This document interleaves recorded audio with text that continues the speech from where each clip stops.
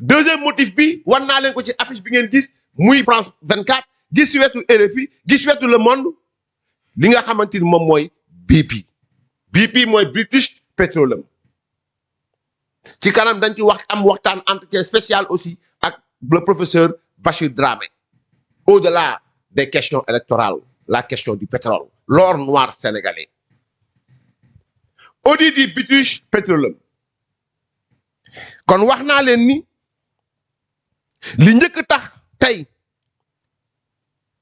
que le Sénégal soit la cible de ces médias de l'Occident et des États-Unis, c'est parce que tout simplement le président Macky Sall a eu à s'approcher de la Russie de Poutine. Mais la deuxième cause de ce lynchage, c'est l'audit de British Petroleum. Les responsables de British Petroleum sont dans tous leurs États. Le président de la République, Macky Sall, a donné des instructions à son ministre du pétrole, Antoine Diome. Ñu bëri ndeysaan bi sama grand la sama xarit Antoine Diome le ministre de l'énergie actuel du pétrole bi mu jógee intérieur ñu bëri ne nañ jël nañ intérieur Daldinkor gi jàmbaar gi certes jàmbaar la lool mais président Macky Sall ci nit bu mu am confiance muy Félix Abdoulaye Antoine Diome stratège xàmme ràññe mën a dugg saytu enquête xam li xew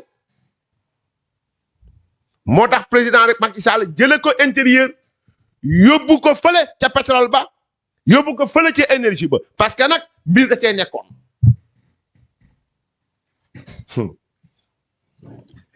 les responsables de British Petroleum sont dans tous leurs États.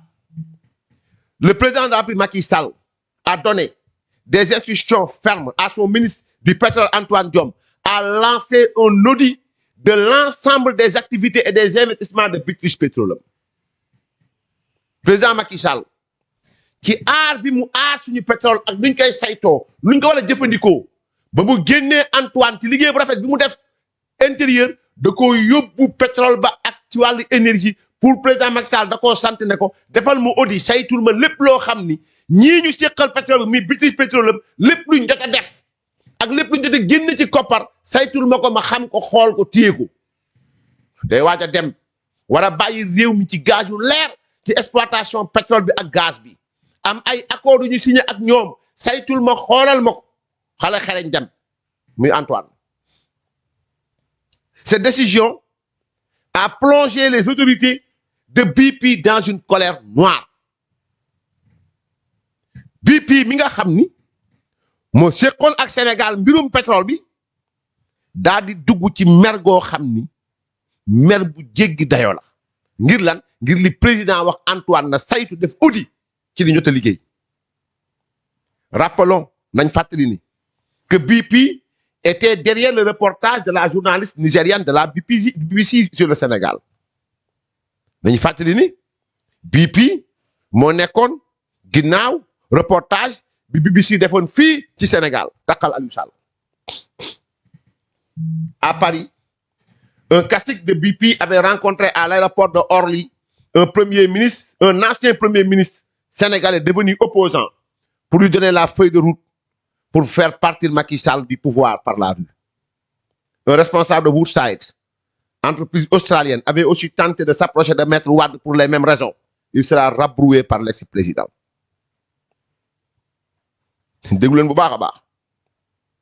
Un cacique de BP avait rencontré à l'aéroport de Orly un ancien premier ministre sénégalais devenu opposant pour lui donner la feuille de route pour faire partir Macky Sall du pouvoir par la rue.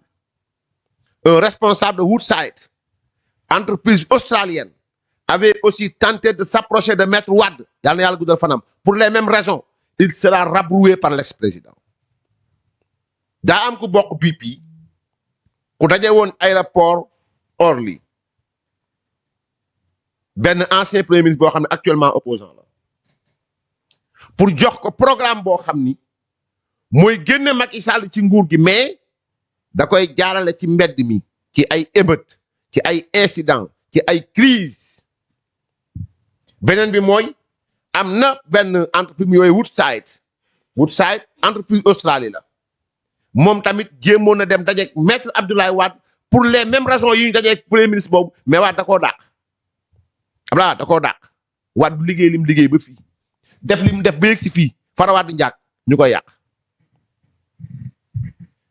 La direction de BP n'entend pas accompagner l'État du Sénégal dans sa volonté d'effectuer un audit global. Voilà pourquoi BP misait sur le départ du président Macky Sall en avril 2024 pour poursuivre ses activités au Sénégal avec le nouveau président.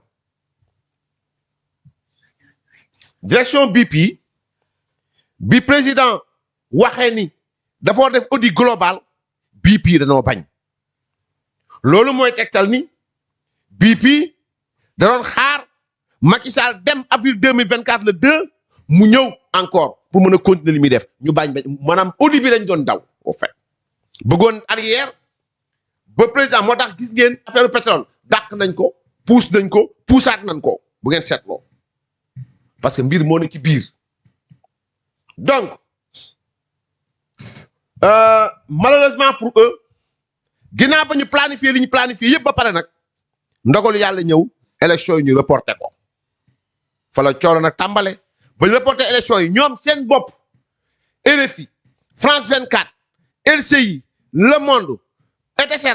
C'est eux qui n'ont pas intérêt à ce que ces élections soient reportées parce que énormément d'argent ont été financés, énormément d'activités ont été financées pour pouvoir s'accaparer des hydrocarbures du Sénégal. Ce report-là n'arrange ni la France ni les États-Unis. Billahi. C'est la raison pour laquelle un seul reste agité, un seul s'agite et agite. Et font croire à l'opinion internationale qu'il y aurait un semblant d'émeute ou bien il y aurait un semblant de crise au Sénégal. Il n'en est rien du tout. Ça ne se passe que dans la tête de Macron, dans la tête de Joe Biden et des autres lobbies de l'Occident. Le Sénégal reste toujours ce qu'il est. Donc, malheureusement pour eux, le report de la présidentielle a perturbé toutes les prévisions des Anglais. BP espère engager de nouvelles négociations avec le successeur de Macky Sall. Dañ bëggoon xaar ñoom waa BP ba Macky Sall dem ñu ñëw nag door a wax ne dañuy négocier waat moo tax candidat yu bëri bëri déggee bu ñëwee on va renégocier les contrats on va patati on va patata on va patater on va patater boo dégloo opposant Sénégal dañ ne bu ñëwee sax dañ négocier nañ changer douze palais yi tellement ñàkk fayda rien dans la tête coquille vide des pingouins rien d'autre de gros gaillards qui refusent de réfléchir. Donc, cet audit annoncé par les autorités sénégalaises semble chambouler tout leur schéma.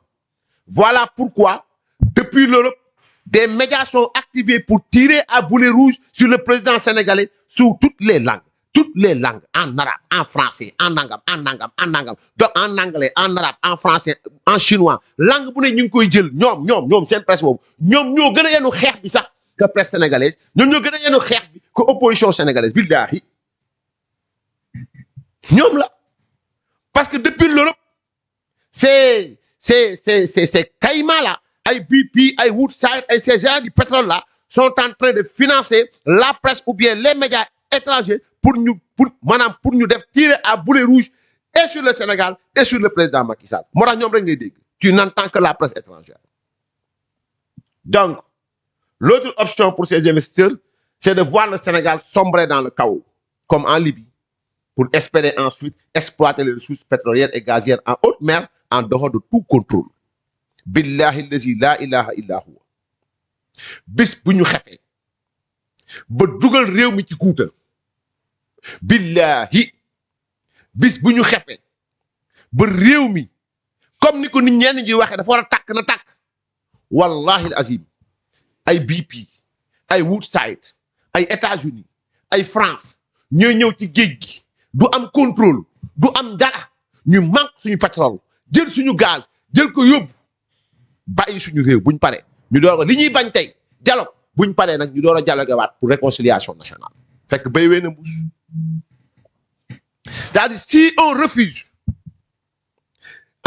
ou bien man sax sama yoon aussi si vous refusez vous gros gaillards de la scène politique de s'asseoir autour d'une table et de dialoguer pour l'essentiel le président Macky Sall est très clair d'autres plus organisés viendront prendre la place des politiques. Et cela sous-entend beaucoup de choses.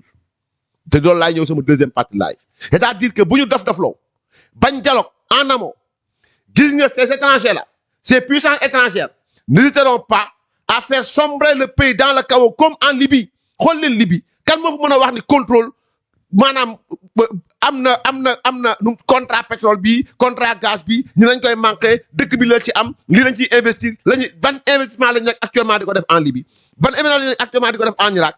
On est en train d'exploiter les hydrocarbures de la Libye, de l'Irak, du Moyen-Orient. Pourquoi? Parce que tout simplement, il n'y a aucun contrôle. C'est de cela qu'il s'agit. C'est de ces enjeux-là qu'il s'agit. Donc, ce n'est pas des questions électorales, ce n'est pas des questions politiques, c'est des questions de sécurité. Et il faut que les hommes politiques deviennent de gros gaillards, conscients et responsables, et qu'ils s'assoient et qu'ils tirent le vin. Une fois pour toutes. Et c'est ça. Mais si nous voulons être irresponsables, si nous voulons rester là à tirer, nous allons nous tous payer nos enfants avec. Billahi, tous les efforts consentis de 1960 à nos jours seront anéantis. Billahi wal kitabi. Nañ dem rek. Donc, BP espère engager de nouvelles négociations avec le successeur de Macky Sall. Cet audit annoncé par les autorités sénégalaises semble chambouler tout leur schéma. Voilà pourquoi, depuis l'Europe, des médias sont activés pour tirer à boulet rouge sur le président sénégalais sous toutes les langues.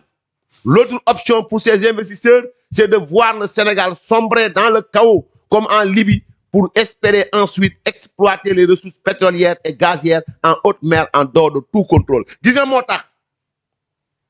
Motak. Il faut faire très attention. Il faut faire très attention. Disons la mort de cet étudiant au sein même de l'université, la mort de ce jeune à Ziguinchor, ay zone lañuy tànn, ay zone lañuy ciblé. Billahi, pour faire masse bobu noonu, dañuy bëgg génn ci mbedd mi. Ginnaaw bi nga xam échoué nañu. Ils ont lamentablement échoué à Dakar. Ils ont lamentablement échoué un peu partout au Sénégal. Faut la ñuy jiitu maintenant fi nga xam ne ay zone de crise la, ay zone de tension la, fa la ñuy jéem a dem. Moo tax il faut faire très attention. Ces meurtres là, ay boy yi dee nii. Wallahi azim, il faut faire très attention. Très attention. Billahi. Donc, wax naa leen deuxième cause bi tax le Sénégal subit actuellement ce lynchage médiatique. Troisième cause.